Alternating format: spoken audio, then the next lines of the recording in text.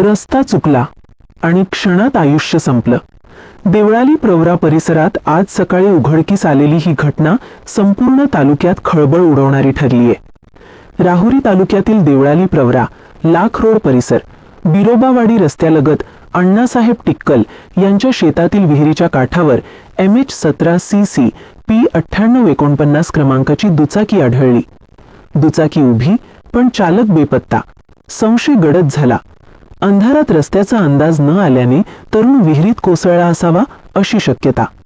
देवळाली प्रवरा नगर परिषदेच्या अग्निशमन पथकाला पाचारण.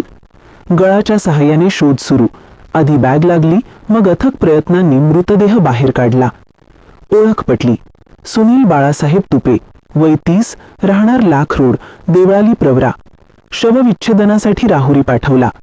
घटनास्थळी नगराध्यक्ष सत्यजित कदम, नगरसेवक प्रकाश संसारे, संतोष चोळके, अमोल कदम, राजेंद्र लोखंडे, वृषभ लोढा, सौरभ मुसमाडे उपस्थित.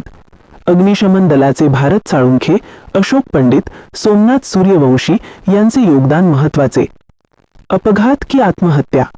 मध्यरात्री घडलेल्या घटनेवर उलटसुलट चर्चा. पोलीस तपास करत आहेत. एका क्षणाचा चुकीचा अंदाज आणि एका तरुणाचे आयुष्य संपले. रात्रीच्या असुरक्षित विहिरी आणि अंधारलेले रस्ते पुन्हा जीव घेणे ठरले.